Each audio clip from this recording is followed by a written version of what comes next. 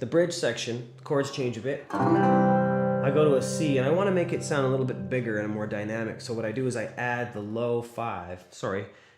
I add the low 5 onto that C chord. When I say a low 5, I mean if the C scale is C, D, E, F, G, 1, 2, 3, 4, 5. I'm adding a low 5, so a low G right there onto my C chord. So instead of playing the C like that, I'm playing a C like that, and it gives it a big orchestral feel. So I go to C to the E flat, but that E flat chord, that's one of my favorite shapes of an E flat chord because the G string rings out. So you get 2 G's in a row, giving it that slightly chorused feel. So from the C chord to an E flat with an open G, to a D chord, again the open G string. In this case, with the D chord, you can also leave the high E string ringing if you want.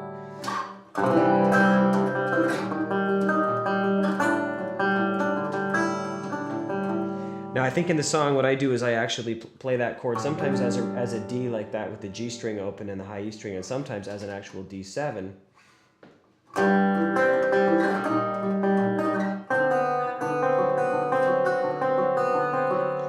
And that has a pretty cool sound because what I've got is I've got the B string open. So this D7 chord with the B is the 6, and then I have that F sharp in there as well, which is the 3rd. So it ends up being a D7 with an added 6, which is a 13. F,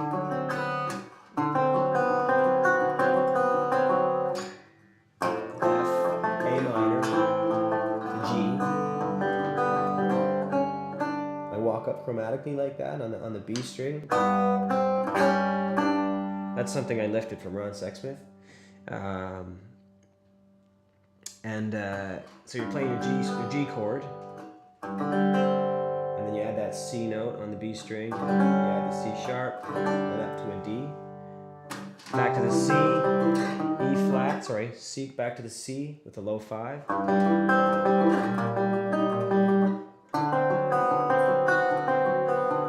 Back to that D7 with that open B string and the high F sharp with your first finger. Back to the F, A minor, G, and a C. Suspend it, pinky on the 3rd fret on the D string, back to a C. So in the bridge, well, in various parts of the song, I add notes on to various chords, but there's the C chord. Sometimes I suspend it by adding the pinky onto the D string on the 3rd fret. It does that. That is a sus4. So you suspend the 3rd. 1, 2, 3. You get rid of that 3rd, and instead you put a 4 in. You get that. But sometimes what I do is I add a D in instead. So it would go like this. I'll take it from a basic verse pattern, or sorry, a chorus pattern.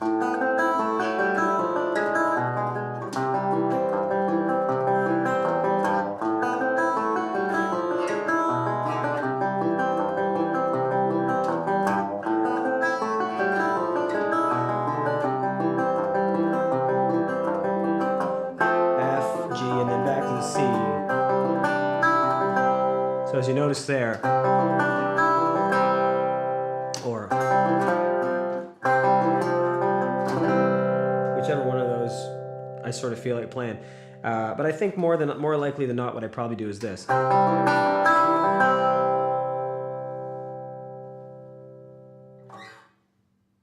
And then at the end of the song, the last chorus, I'm on the Buttercloud, I'm heading for the cosmos,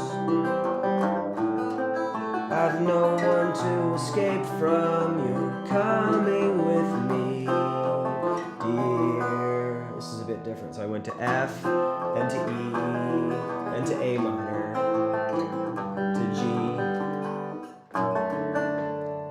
That's a D over an F sharp, to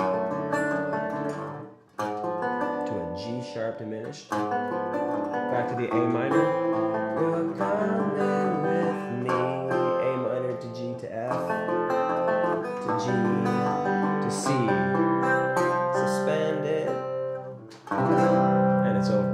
So it sounds like this when played up to speed. One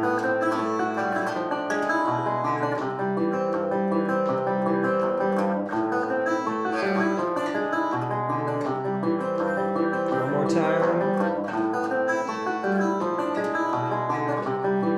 You're coming with me.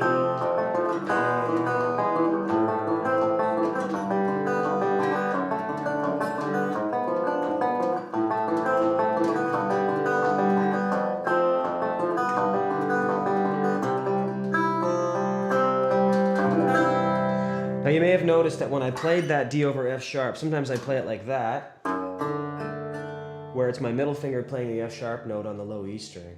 Sometimes I play it like that, where I actually let my thumb do it. I think it just depends on where you're coming from. In this case, I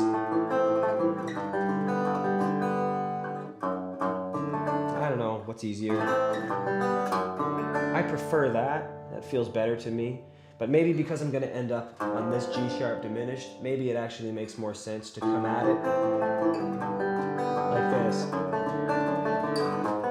Makes that change from the D over F sharp bass to the G sharp diminished. It makes it a smoother transition if you don't have your thumb over the top. I don't know. You kind of do it how you want.